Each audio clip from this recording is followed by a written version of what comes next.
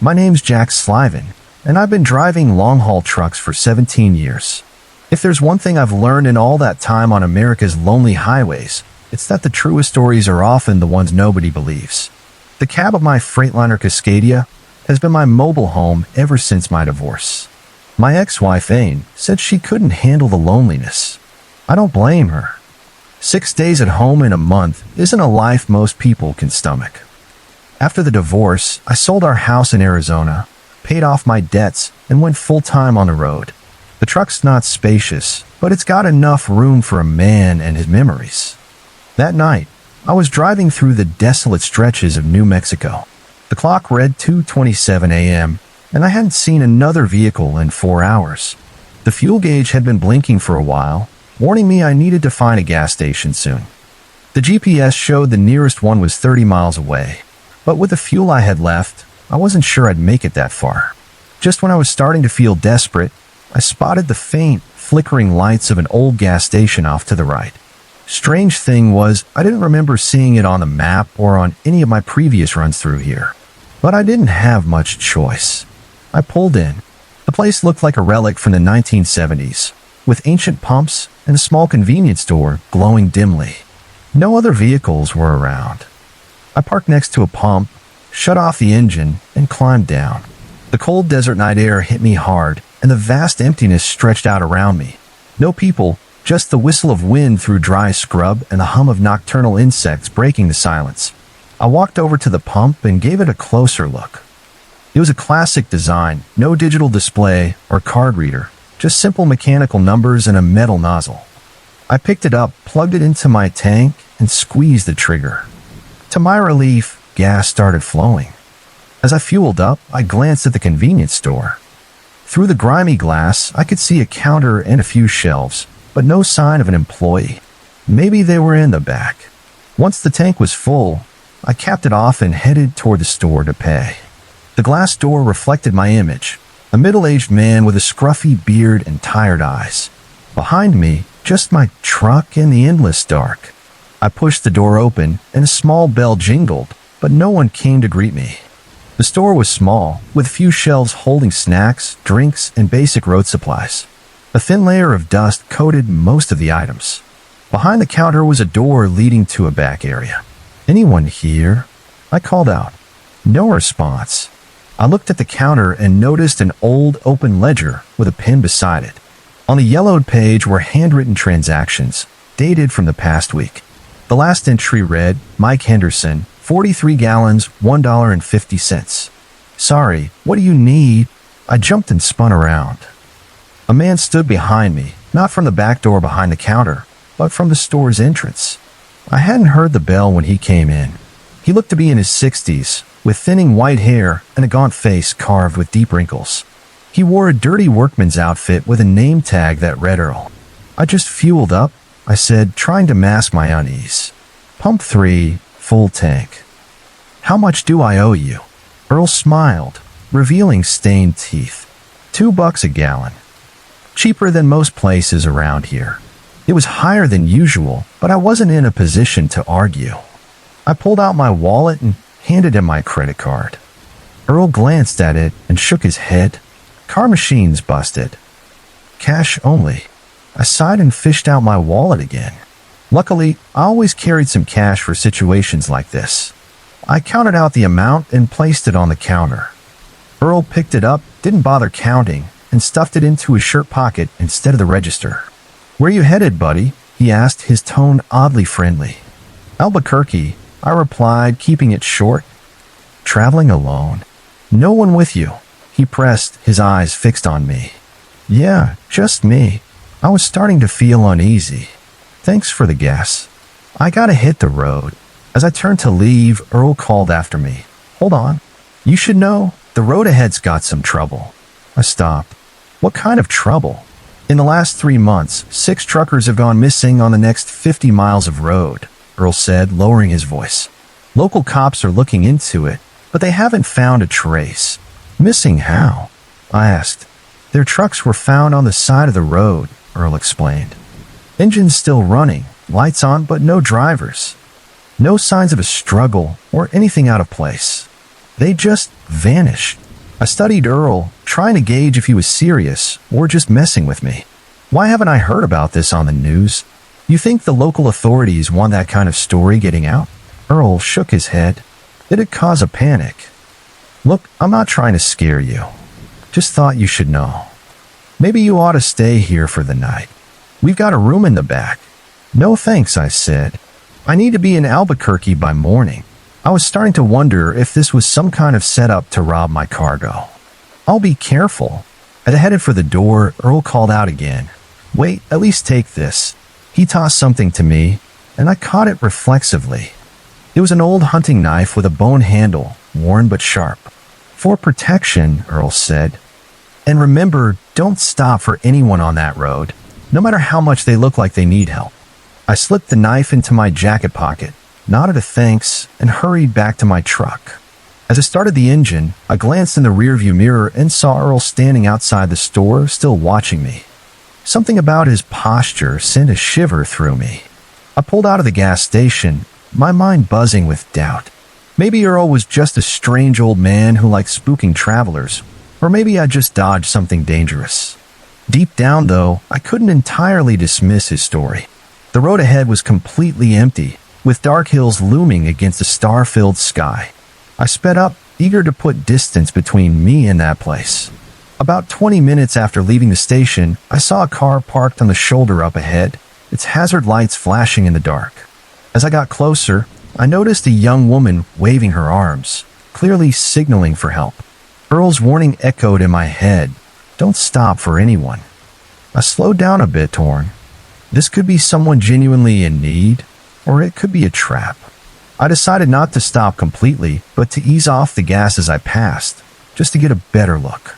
As my truck drew near, the woman started running toward it, waving frantically. She looked young, maybe in her early 20s, with blonde hair and a thin jacket unsuited for the chilly desert night. Oddly, she didn't seem panicked or distressed. Her face was too calm for someone stranded in the middle of nowhere at this hour. Then I saw something that made my blood run cold. Behind her car, in the shadows, there were shapes moving, at least 3 or 4 figures lurking, waiting. They were waiting for me to stop. I floored the gas and shot past her. In the rearview mirror, I saw the woman freeze in the middle of the road. The desperate act was gone. Now she just glared after me, her expression cold and angry. The figures behind the car stepped out of the shadows, and I caught the glint of metal. They were armed. My heart pounded as I kept driving, pushing the truck as fast as it could go. I didn't dare look back. Only after a few miles did I let out a shaky breath. I'll never know if those were the people responsible for the missing truckers Earl mentioned, but one thing's for sure, his warning saved my life. When I reached Albuquerque the next morning, I stopped at a truck stop and mentioned the strange gas station to a few other drivers.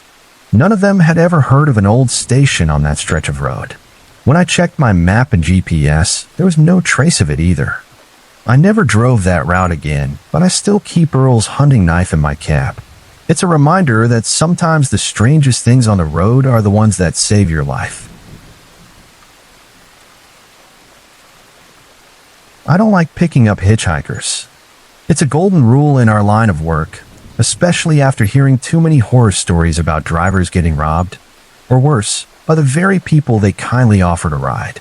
But every rule has its exception, and that night I broke mine.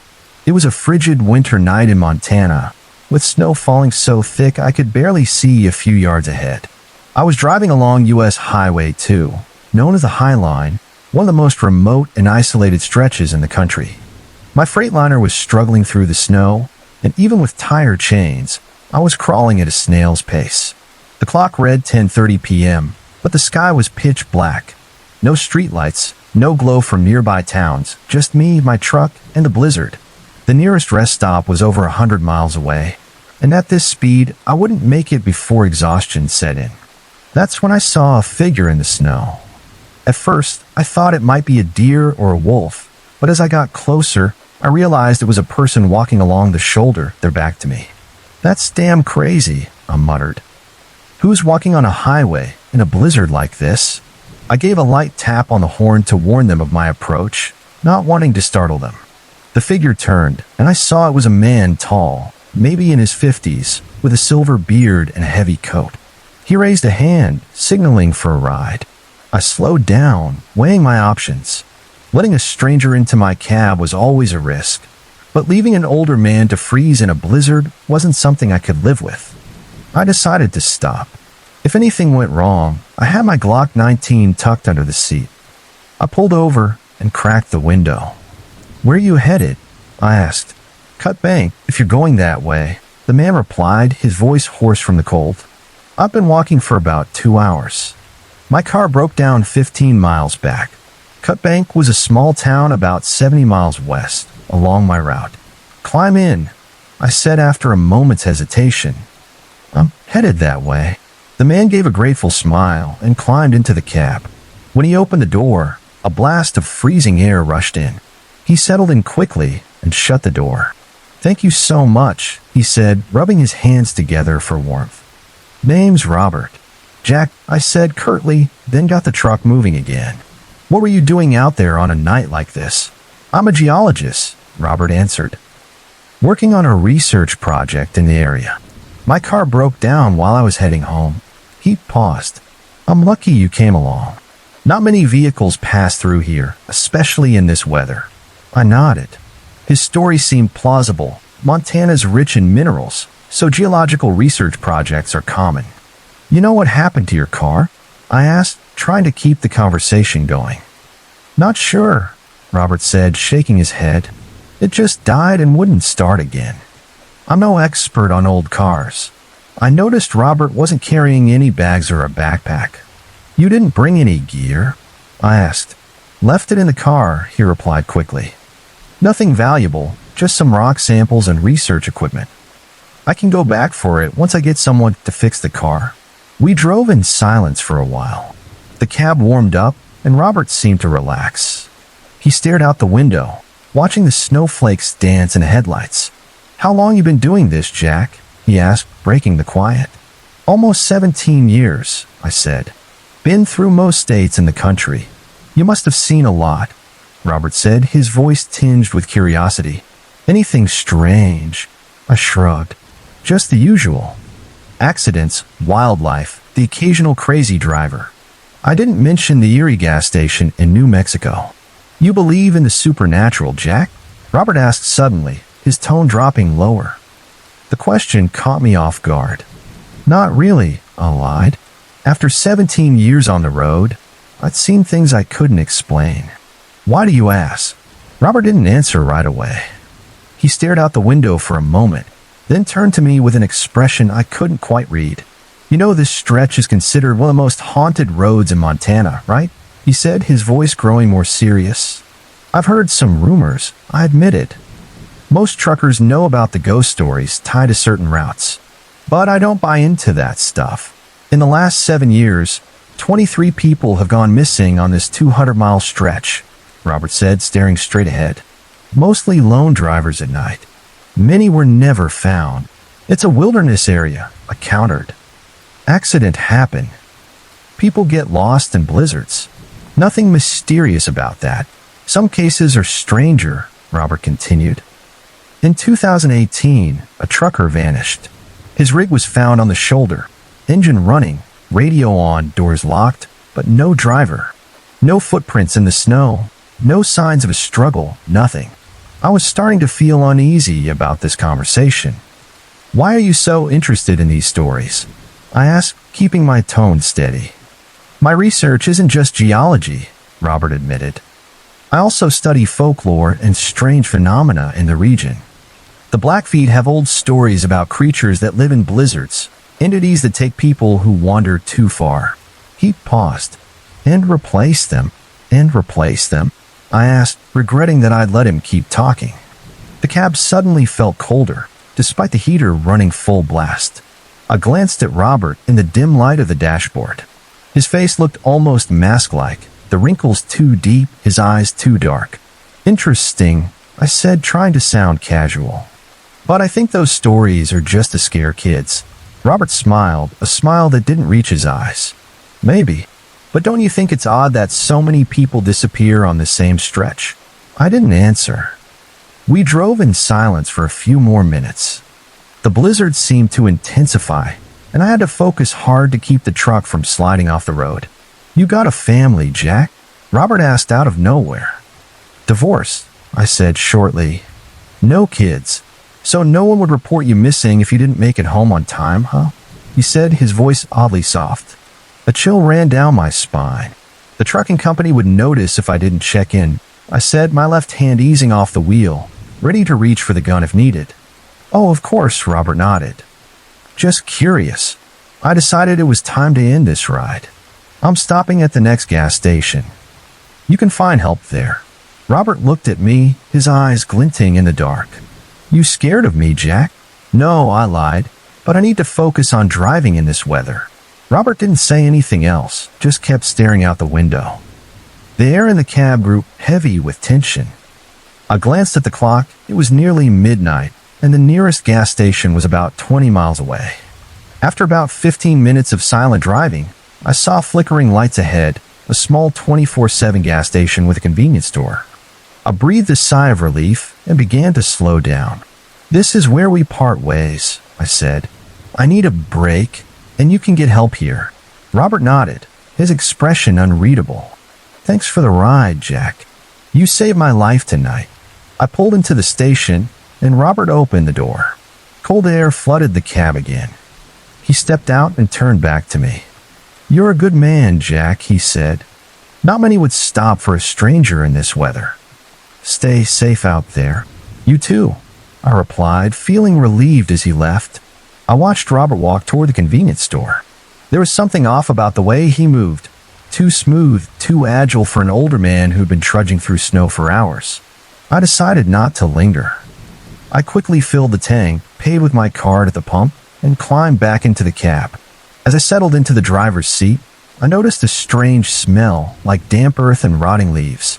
When I started the engine, I glanced at the store and saw Robert talking to the cashier. He turned and looked at me, and in the bright light of the store, I could see his face clearly. His beard was completely dry, no sign of melted snow. His coat was the same, pristine, despite hours in a blizzard. I backed out of the station and hit the highway, my heart racing. Something was wrong with Robert, and I didn't want to stick around to find out what. By morning, I reached Cut Bank and stopped at a diner for breakfast. The blizzard had cleared, and the sun shone on the snow-covered hills. While waiting for my food, I got curious and searched my phone for news about disappearances on Highway 2 like Robert had mentioned. To my surprise, I found articles confirming it. Over the past 7 years, 19 people had been reported missing on that stretch, not 23 as Robert claimed, but still alarming. And just as he'd said, a trucker had vanished in 2018, his rig found running on the shoulder with no trace of him.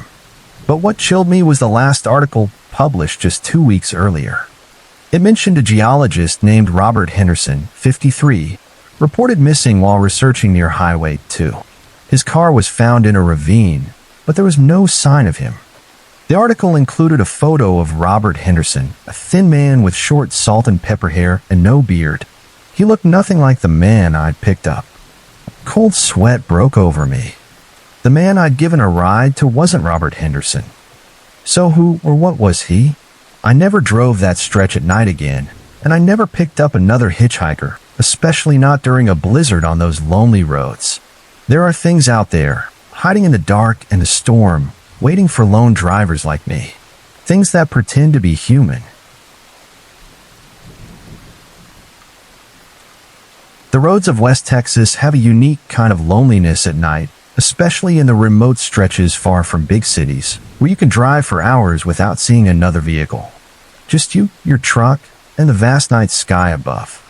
I'd lived in that solitude long enough to find comfort in it. Honestly, it was soothing, just me, the stars, and the steady hum of the engine. No one to judge me, no one to bother me, no one to threaten me. But that night in West Texas changed how I felt about being alone on the road forever. I was hauling a load from El Paso to Midland, mostly equipment for oil rigs. The I-20 is busy and not my preference, so I took a less traveled route through small towns like Van Horn and Pecos.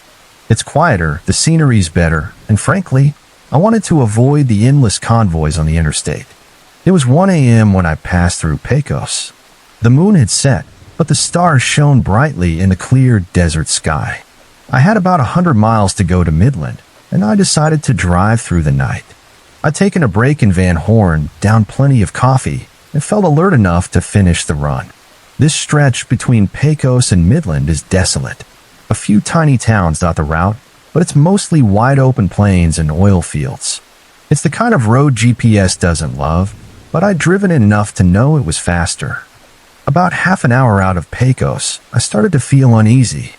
I couldn't pinpoint why, just a nagging sensation at the back of my neck like someone was watching me. Of course, that was impossible. I checked my rearview mirror and saw no headlights behind me. The road was empty. To shake the feeling, I turned on the radio. At first, it was just static, but after some fiddling, I picked up a local station playing country music. Not my thing, but better than silence. 10 miles later, I saw lights ahead, not headlights, but hazard lights blinking in the dark. As I got closer, I realized it was another truck parked on the shoulder, its hazards flashing. Normally, truckers help each other out when there's trouble. It's an unwritten rule of the road. So I started to slow down, intending to check if the driver needed help. But as I approached, something felt off about the truck. It was a classic black Peterbilt, but it had no company logo on the trailer, no license plate. And when I was about 100 yards away, I saw there was no one in the cab, at least not that I could tell. The uneasy feeling grew stronger. Maybe the driver was checking the tires or something behind the rig, I told myself. But my gut was screaming that something was wrong. As I got closer, I decided not to stop completely.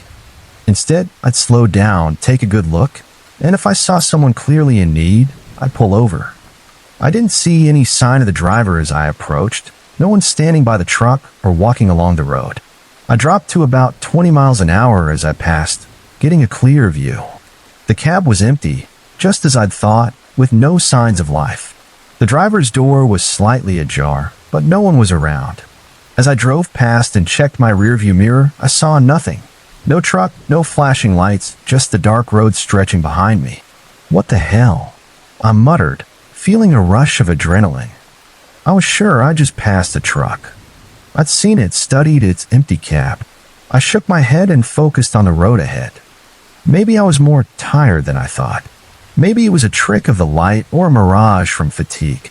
I'd been driving for nearly 14 hours, even with a break, so a hallucination wasn't out of the question. I decided to stop at the next gas station to splash water on my face and grab more coffee. There was a small town about 15 miles ahead with a 24/7 station. A few minutes later, I started to relax. The country music played, the road was empty, and I slipped back into the familiar rhythm of a night drive. Maybe I'd imagined the truck. Then I saw it again. Up ahead, about half a mile away, was the same black Peterbilt, hazard lights blinking, parked in almost the exact same position as before. My scalp prickled. This was impossible. There was no way I could have looped around and gotten ahead of it. And how could it vanish from my mirror only to reappear in front of me? I slowed down again, but this time I was more cautious. I'd heard stories about highway robbers using decoy trucks to lure drivers into stopping. As I got closer, it was identical to the truck I'd seen before. Black Peterbilt. No logo, no plates, driver's door slightly open, no sign of anyone. This time, I didn't slow down much. I sped past, glancing quickly to confirm the cab was still empty. And once again, when I checked my rearview mirror after passing, there was nothing. No truck, no lights, just darkness. My heart pounded. This time, I knew I hadn't imagined it. I'd seen that truck twice, and twice it vanished after I passed. I pushed the accelerator, desperate to reach the next town. I felt watched, even though no other vehicles were on the road. When I glanced in the rearview mirror again, my heart nearly stopped. There were headlights behind me, big ones from a large truck, closing in at an impossible speed. I floored it, trying to coax more speed from my heavy rig. The speedometer climbed to 70, then 75, 80, way too fast for a loaded truck, but fear overrode reason. The headlights kept gaining, now just 100 yards back and still closing. In the dim light, I could make out the black Peterbilt. How could a truck parked on the shoulder be chasing me? Who was driving it? I didn't have time to think. The truck was right on my tail, so close I couldn't see its headlights in the mirror anymore, just light flooding my cab. Then it rammed me. The impact wasn't as hard as I expected, but it was enough to make my truck lurch. I wrestled with a wheel, trying to keep it on the road. Turn back. A voice crackled through the radio, startling me. The station wasn't playing music anymore, just static and a distant, distorted voice. Turn back to where you belong. I switched off the radio, but the voice continued. No one passes through. Turn back or death awaits. The truck behind me rammed again, harder this time. I felt my rear right tire slip off the pavement onto the shoulder. I swerved to correct, nearly losing control. The rig shook violently, the trailer tilting dangerously. In a desperate move, I eased off the gas and hit the brakes. If I couldn't outrun this thing, maybe I could let it pass. I braked hard, bracing for another impact, but it never came. As my truck slowed, the light behind me vanished. I checked the mirror again. The road was empty. No black Peterbilt, no headlights, just darkness. I pulled to a complete stop on the shoulder, trembling. The radio was silent now. I checked my phone. No signal, no surprise in an area known for dead zones. I stepped out of the cab, legs still shaky. The night was quiet except for a faint desert breeze rustling the scrub. I walked around the truck to check for damage, but under my flashlight's beam, I saw no dents or scratches where there should have been after 2 collisions. That was impossible. I felt the impacts, heard metal on metal. A chill ran through me, and I hurried back to the cab. I didn't know what was happening, but I needed to get out of there. As I started the engine, I glanced in the rearview mirror one last time, still nothing. But when I looked ahead, my heart nearly stopped. Standing in the middle of the road, just 20 yards away, was a tall, thin figure. It was too tall for a human, nearly 7 feet, and impossibly gaunt. It stood motionless, but even in the dark, I could tell it was staring right at me. I flicked on the high beams, and in that brief, blinding moment, I saw it clearly. It wasn't human. I don't know what it was, but it wasn't a man. It had a humanoid shape, but its body was too thin, its limbs too long, and its face. It wasn't a face, just a blank, blurry void like a smudged photograph. I screamed, slammed the gas, and barreled straight toward it. I didn't care if I hit it. I just wanted out. But as my truck closed in, the figure vanished, not running or stepping aside, just gone, like it had never been there. I didn't stop. I drove as fast as the truck could go, ignoring speed limits or safety. I just wanted to reach lights, people, anything. The black Peterbilt and the tall figure didn't appear again that night.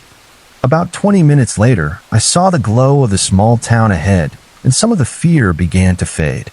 I pulled into the 24/7 gas station as planned, hands still shaking as I poured coffee. The cashier, an older man with a white beard, looked at me with concern. "You okay, buddy?" he asked. "You look like you've seen a ghost." I gave a weak laugh. "Long night," I said. Then, out of curiosity, I asked, "You ever hear of a haunted truck on the road between here and Pecos?" The man's face grew serious. "You saw the black Peterbilt, didn't you?" he said quietly. My pulse quickened. "How'd you know?" "Plenty of folks have seen it on that stretch," he sighed. "Especially on moonless nights like this." "What is it?" I asked, though I wasn't sure I wanted the answer. "They say about 30 years ago, a trucker died out there." The man began, his voice low like he was telling a ghost story. "He was hauling equipment for an oil company like you. Something happened to him on that road. No one knows what. They found his rig on the shoulder, but he was gone. Just a pool of blood on the seat and claw marks on the door, like he was trying to escape something." "And the truck?" I asked. "They towed it, a black Peterbilt, but that night, it disappeared from the impound lot.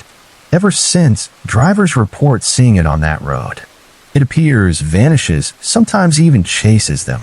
"And the tall man?" I asked, my voice barely a whisper. "The one with no face?" The cashier paled. "You saw the tall man? If that's what you call it, yeah. No one knows what it is," he said, glancing around like he was afraid of being overheard. Some say it's what killed the trucker. Others say it's the trucker himself, or his spirit somehow. But everyone who's seen it says it tries to stop you from passing through. Why? I asked, though I could guess. Maybe it's protecting others from whatever got him, he shrugged. Or maybe it wants company. Who knows? I paid for my coffee and returned to the truck, the man's words echoing in my head. Maybe it was just a local legend, an urban myth to scare travelers. But I'd seen that truck. I'd felt it hit me. And I'd seen that thing, the tall man, standing in the road. I delivered my load to Midland the next morning, my mind still reeling. I looked online for stories about the haunted truck in West Texas and the tall man, and I was surprised to find plenty of similar accounts. Other truckers and travelers reported encounters on that stretch, a truck that appears and vanishes, sometimes chasing them, and a tall, faceless figure standing in the road.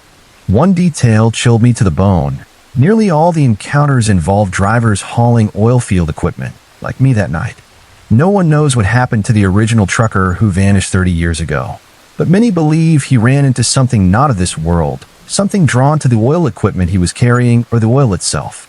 Now his ghost, in the form of the Black Peterbilt and the eerie tall man, is trying to warn or save other drivers from the same fate. I don't know if I believe in ghosts. I don't know if what I experienced was real or a hallucination from exhaustion. But I know one thing. I'll never drive that stretch at night again, and I'll never haul oil equipment through West Texas. Because whatever's out there, I don't want to meet the tall man or the Black Peterbilt again. One encounter was enough for a lifetime. I'm not afraid of tunnels. Honestly, after 17 years of driving long-haul trucks, I passed through hundreds of them across the United States, from the long modern ones in the east to the short rickety ones in the western mountains. They're just holes in the earth, built to get us from point A to point B faster. Nothing scary about them. That's what I used to think, at least, until I drove through Tunnel Creek. It was a routine delivery to Seattle, hauling office furniture for some new tech company. I was taking my usual route through Idaho when a landslide blocked I-90, forcing me to find an alternate path. My GPS suggested a detour through the hilly back roads of eastern Washington, a route I'd never taken before. I checked my map, and it seemed fine, a bit longer, but it'd still get me to Seattle on time. As I left the highway and turned onto smaller roads, the scenery started to change. The forests grew denser, the hills steeper. It was early October, and the leaves were turning red and gold, creating a breathtaking view as the late-day sunlight filtered through them. The road was quiet. I only passed another vehicle every now and then. As night fell, I started to get a little uneasy. I hadn't seen a town or gas station for at least an hour, and my dashboard showed I had about a quarter tank of gas left, enough to keep going for a while, but not enough to feel comfortable on these remote roads. My GPS indicated a small town called Crest Falls about 30 miles ahead. I decided I'd stop there to refuel and maybe grab a bite to eat. As I kept driving, the road grew more winding, snaking through the hills. Up ahead, I spotted a sign, Tunnel Creek, 5 miles. The tunnel wasn't marked on my GPS, which was a bit odd, but not unheard of on back roads like these. As I got closer, another sign appeared, Tunnel Creek, 1.2 miles, constructed in 1923, headlights required. A long tunnel, but nothing I hadn't handled before. Still, I wondered if it was wide enough for my rig, given how old it was. I slowed down as I approached the tunnel's entrance. When it came into view, an unexpected chill ran through me. The tunnel's mouth looked like a gaping black maw carved into the mountainside, framed by weathered stone guardrails. There were no lights illuminating the entrance, just a faded sign warning of a maximum height of 13 feet 6 inches, barely enough clearance for my truck. I stopped for a moment, staring into the darkness ahead. Some deep, primal instinct urged me not to go in. But that was ridiculous. It was just a tunnel. I flicked on my headlights and eased forward. The darkness swallowed my truck whole. My headlights lit up the road ahead and the rough stone walls of the tunnel. I noticed there were no lights inside, no strips along the ceiling or safety lights along the walls, just absolute darkness in the beam of my headlights. Weird as hell, I muttered, giving my horn a light tap, a habit I'd picked up in unlit tunnels. The sound echoed oddly, lingering longer than I expected. As I drove deeper, something fell off. The tunnel seemed narrower than I'd anticipated, the ceiling lower. I had to keep my truck dead center to avoid scraping the walls. The road's surface was rough, riddled with potholes and cracks that made the truck shake every few seconds. 1.2 miles, I told myself. At this speed, it'll take about 2 minutes. But after 3 minutes of driving, I still saw no sign of the exit. I started to wonder if the sign was wrong. Maybe the tunnel was longer than they'd said. I checked my dashboard and realized the radio was off. I didn't remember turning it off. I reached over and switched it back on, but all I got was static. I scanned through the channels. Nothing but white noise. Then, cutting through the static, I heard something. A faint voice, a man's, distant and broken. Turn back. Not safe. Turn back. I stopped scanning, listening intently. The voice sounded too clear to be random radio interference. It's not a tunnel. It doesn't let anyone out. A chill ran down my arms. 27 missing since 1923. I switched off the radio, my hand trembling slightly. Just noise, I told myself. Just signals getting scrambled by the rock. Right then, my headlights flickered and dimmed for a second before flaring back to life. My heart raced. This was not the time for electrical issues. I've been driving for at least 5 minutes now. If the tunnel was really 1.2 miles long, I should have seen the exit by now. I sped up, desperate to get out as soon as possible. The headlights flickered again, this time staying dark for a full second. When they came back on, I nearly screamed. Standing in the middle of the road, just a few yards ahead, was a man, or at least it looked like a man. A shadowy figure in old-fashioned clothes, standing motionless, facing me. I swerved to the side and slammed on the brakes, my heart pounding. The man, or whatever it was gone. Damn it, I whispered, my hand shaking on the wheel. Damn it. I considered reversing back to the entrance, but I'd come too far to do that safely. The only way out was forward. I eased the truck back into motion, my eyes scanning the road ahead. The headlights kept flickering erratically. Each time they went out, it lasted a little longer. I started imagining what would happen if they died completely, leaving me in pitch-black darkness in the middle of the tunnel. As I drove on, I noticed something strange. The road surface under my tires had changed. It wasn't concrete anymore, it was dirt. I could feel the truck moving differently as it rolled over the softer surface. I glanced down and saw that the concrete had given way to a dirt path. The tunnel's stone walls had changed too. They were no longer lined with concrete, just raw, jagged rock, as if the tunnel had become more primitive, less constructed. This can't be happening, I muttered, a wave of panic rising. What the hell is this? The radio crackled to life on its own, spitting static, and that voice again, louder now. It changes to match your fear. It won't let you out. I switched it off, but it turned back on. 27 and now 28 I'd gone. I slammed my fist into the radio, and it finally went silent. I was driving faster now, ignoring the potholes and sharp turns, just wanting to escape this nightmare. The tunnel seemed to stretch on forever. I've been driving for at least 10 minutes, impossible for a tunnel supposedly 1.2 miles long. I started to think I was trapped in some kind of loop, driving the same stretch of tunnel over and over. And then my headlights went out completely. Absolute darkness engulfed me, so deep and thick I couldn't see my own hands in front of my face. I stopped the truck immediately, terrified I'd crash into a wall or plunge into a pit. Stay calm, I told myself, trying to control my breathing. Stay calm, Jack. I grabbed my phone, hoping for some light. The screen was black, even though I knew it was fully charged. I pressed the power button, nothing. The darkness was suffocating. And in that darkness, I started to hear things. Whispers at first, so faint they could have been my imagination, like voices speaking from far away. Then came soft scraping sounds, gravel shifting, light scratches on metal. I tried the cabin's interior light switch, but it didn't work. I turned the key, hoping to restart the engine and restore power. The engine didn't respond. The whispers grew louder, closer, until I could make out individual words. Welcome to us, Stay here forever. A cold breath brushed the back of my neck, and I whipped around. Nothing, just darkness. But I knew something was there. I could feel it. "Who's there?" I said, my voice trembling. The whispers turned into soft laughter, a dry rustling sound like dead leaves in the wind. And then in the darkness, I started to see lights, faint, glowing specks like fireflies, but they didn't flicker. They moved with purpose, closing in from all directions. In their dim glow, I began to see faces, pale, ghostly faces with hollow eyes and mouths frozen in silent screams.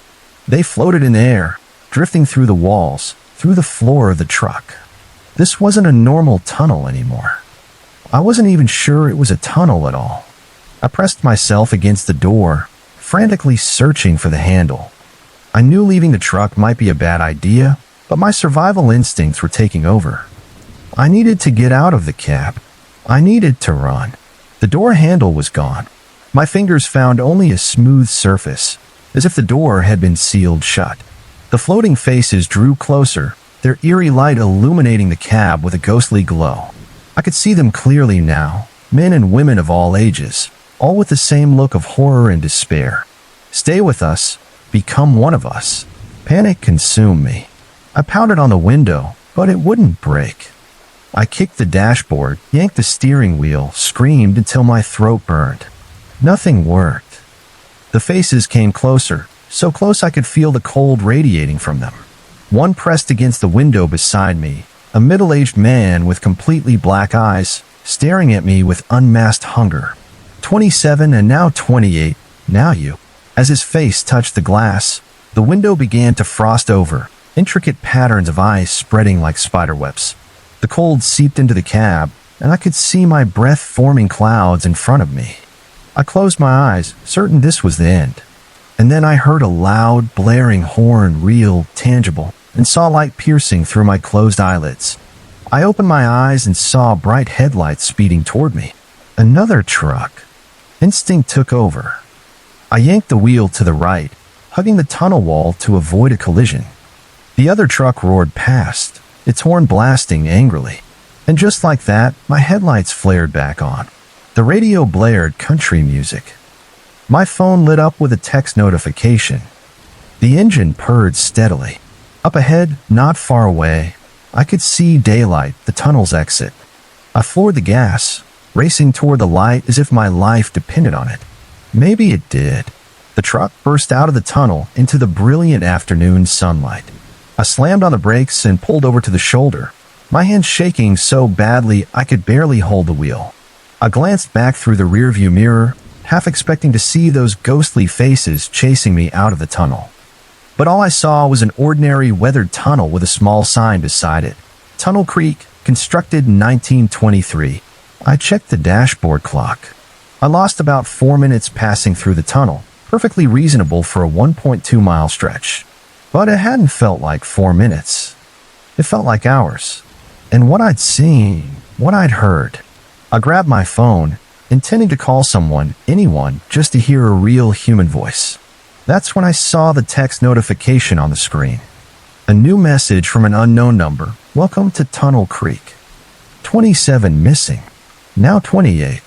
Now you. We will always be with you." I dropped the phone like it was on fire. When I picked it up, trembling, the message was gone. No text in my inbox. I continued my trip to Seattle, but I couldn't shake what I'd experienced in Tunnel Creek. I looked up the tunnel later and found it had a dark history.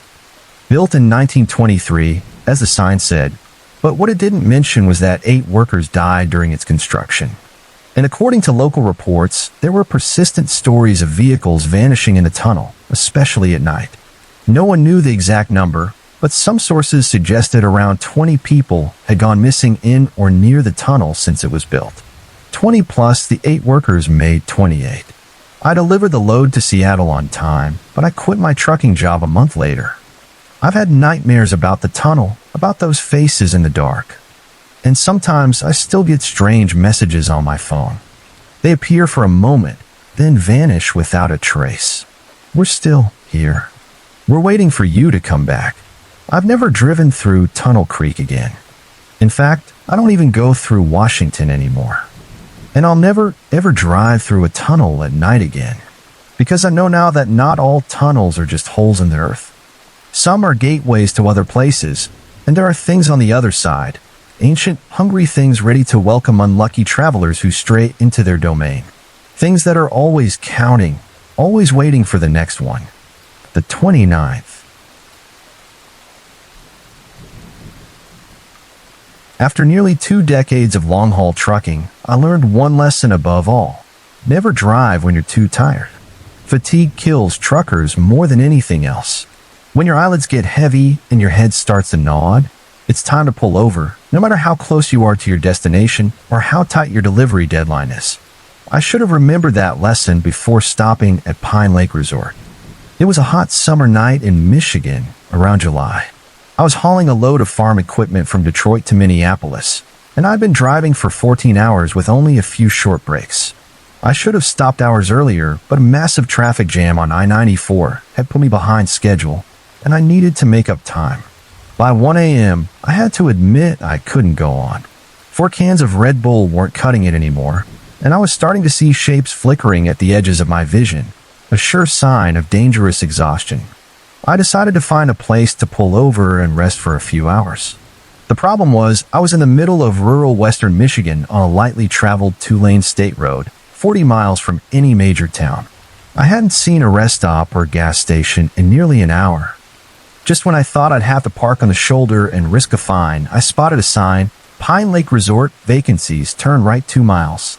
I almost ignored it. Resorts rarely allow big rigs in their lots, but then I saw smaller text below. Truck parking, hot showers, restaurant open 24/7.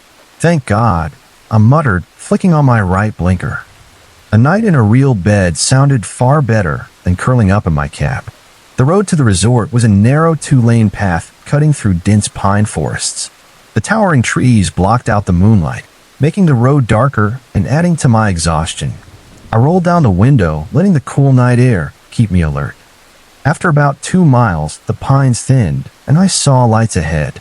Pine Lake Resort appeared like an oasis of light in the dark. It wasn't a modern or fancy place. It had a retro 1950s vibe, with a 2-story main building sporting a neon reception sign and a dozen small cabins stretching along the shore of a small lake behind it. The front parking lot was large, with a designated area for trucks off to the side. I parked in the truck area, grabbed my overnight bag, and trudged wearily toward the main building. Even past midnight, the resort seemed active. The lights in the main building were on, and I could see a few cabins with lights glowing behind their windows. A small bell jingled as I pushed open the front door. The reception area was decorated in classic Americana, wood-paneled walls, a stone fireplace and used in the summer heat, and stuffed animal heads mounted above.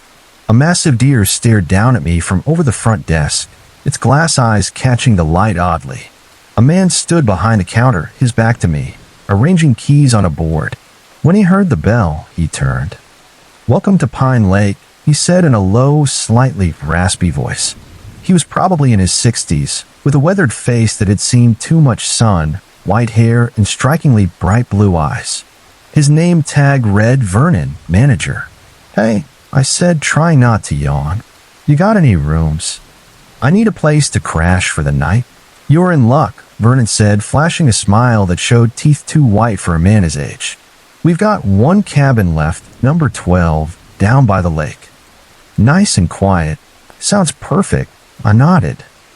"How much?" $60 a night, includes breakfast at our diner," Vernon replied, pulling a registration form from under the counter. "Hot showers are open all night if you need to relax, and the diner's 24/7 if you're hungry." I filled out the form, handed over my credit card, and got a heavy key attached to a wooden tag engraved with 12. "Your cabin's at the end of that path," Vernon said, pointing through the window to a small trail leading to the lake. "Our truck lot's secure, but I'd still bring anything valuable." "Thanks," I said, too tired to say much else. "One more thing," Vernon added as I turned to leave. "We've got a few rules at Pine Lake. First, no swimming in the lake after sunset. Second, keep your cabin door locked at night. And third, if you hear any strange noises outside, especially calls or cries, don't go out to check. Just call the front desk." I stared at him, not sure I'd heard right. Sorry, what? Vernon chuckled, clapping me on the shoulder. Don't worry, just standard safety rules. We're near a wildlife preserve, and sometimes animals wander through at night. We don't want guests running into bears or wolves. You get me? Oh yeah, sure, I said, managing a weak smile. Thanks for the heads up. As I stepped outside, the night air had grown colder, and a thin fog was forming over the lake, creating an eerie scene under the moonlight. The path to cabin 12 was poorly lit, with only a few small lamps casting dim pools of light. I passed the other cabins, noting that some had lights on behind drawn curtains while others were dark and silent. When I reached cabin 12, I saw it was slightly separated from the others, perched almost at the lake's edge. It looked older too, with darker wood and a small overhang above the door. I unlocked the door, stepped inside, and flipped on a light. The cabin was simple but clean: a large bed, a small table with 2 chairs, an old TV, and a tiny bathroom in the back. The window faced the lake, though all I could see now was a wall of white fog reflecting the moonlight. Too exhausted to care, I dropped my bag, kicked off my shoes, and collapsed onto the bed. I meant to shower, maybe check out the diner, but the moment my head hit the pillow, I was out cold. I woke to a sound. At first, groggy with sleep, I wasn't sure what I'd heard. Then it came again, a soft tapping, like someone was rapping on the rear window, the one facing the lake. I opened my eyes and glanced at the window. The curtains were drawn, but through a small gap, I could see only darkness outside. I checked the bedside clock, 3:27 a.m., tap tap. There it was again, deliberate, like someone was using their fingernails on the glass. I sat up, alert now. It could just be a branch, I told myself, or maybe a night bird. I reached for the lamp but froze when I heard another sound, not tapping this time, but a voice. A small, almost whispering voice, clear through the glass. Jack? Jack, come outside, Jack. My whole body went rigid. How the hell did anyone out there know my name? Jack, we need help.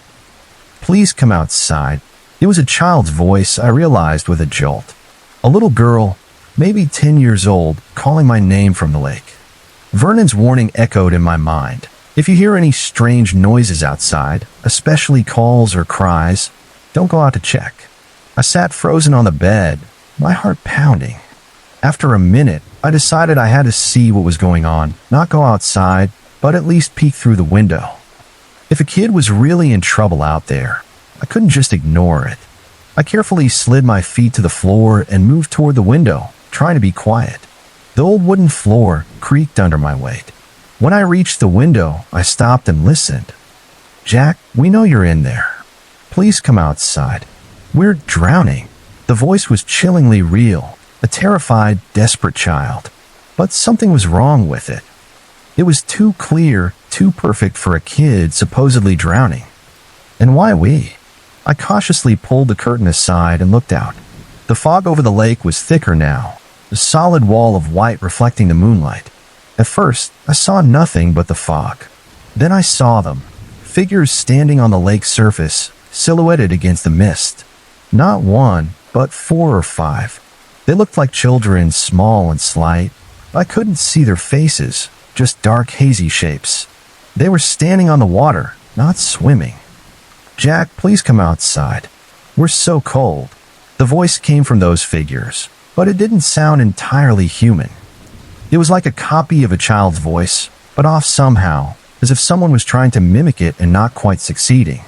I yanked the curtain shut, my heart racing. Whatever was out there, it wasn't kids. And it knew my name. I grabbed my phone, but of course, there was no signal. I looked around for a landline and spotted an old rotary phone on the bedside table. I hurried over, picked up the receiver, and dialed 0 for the front desk. Tap, tap, tap. The tapping had moved to the front door. I froze, the receiver still at my ear, listening to the bell-like sound. Jack, we know you're in there. The voice was at the door now, no longer a child's. It was deeper, older, rougher.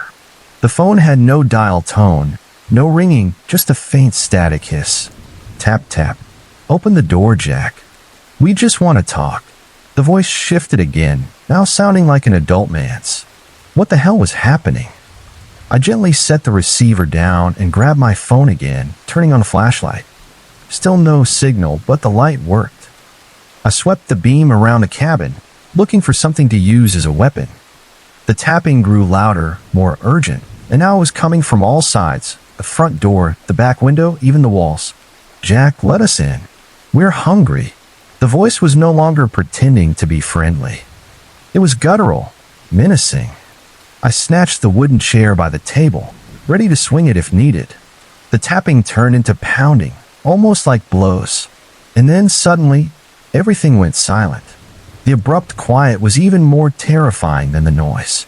I stood there, chair raised, heart hammering, waiting for the next sound. Creak. A soft groan came from the bathroom, the sound of old floorboards under someone's weight. I spun around, aiming the flashlight at the bathroom door, which was slightly ajar.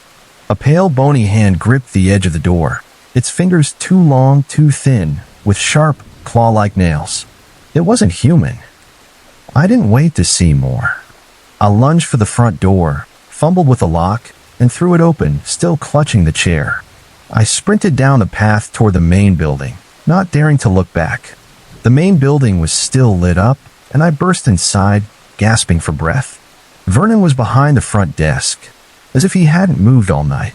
He looked at me with an unnervingly calm expression. "Trouble with your cabin, Mr. Sullivan?" he asked, his tone far too composed. "There's something in my cabin," I panted.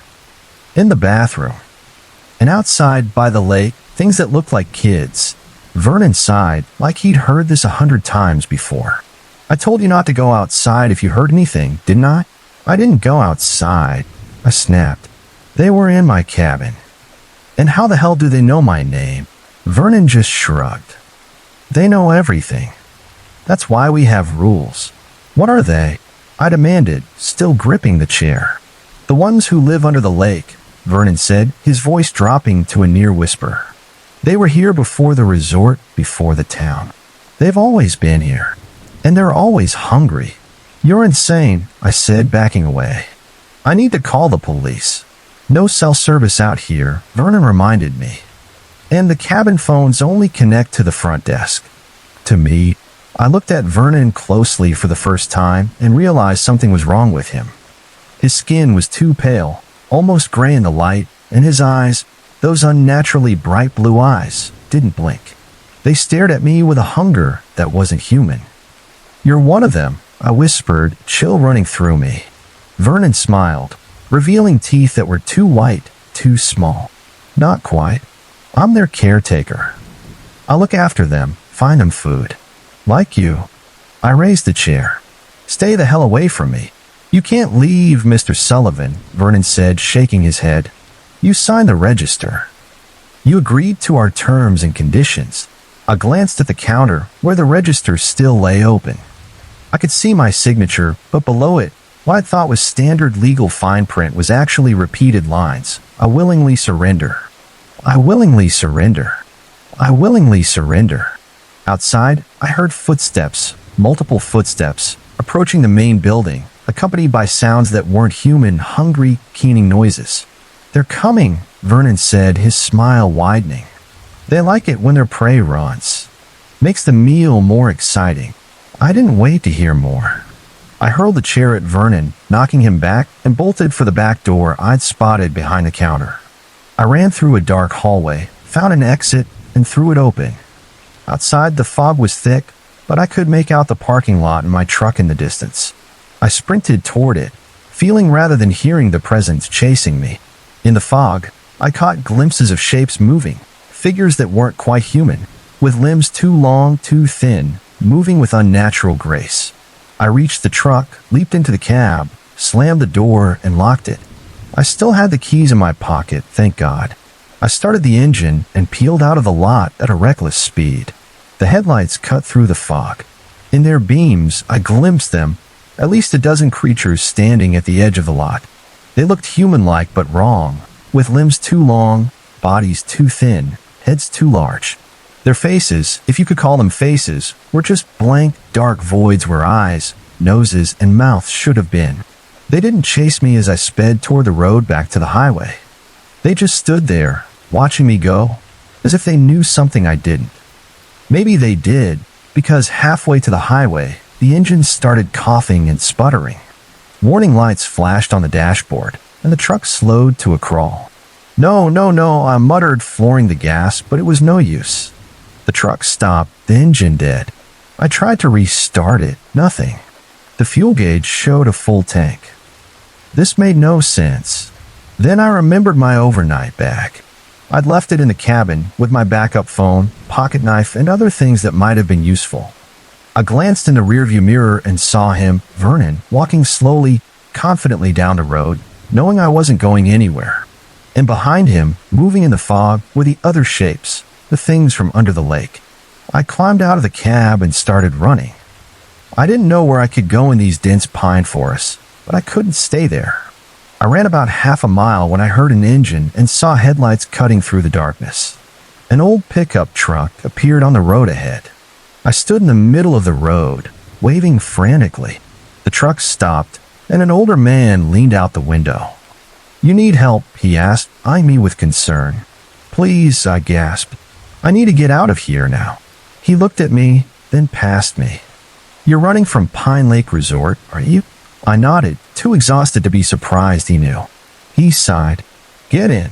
Quick." I didn't need to be told twice. I jumped into the passenger seat, and the truck sped off before I could close the door. "Was it Vernon?" the man asked as we hit the highway. "You know him?" I asked.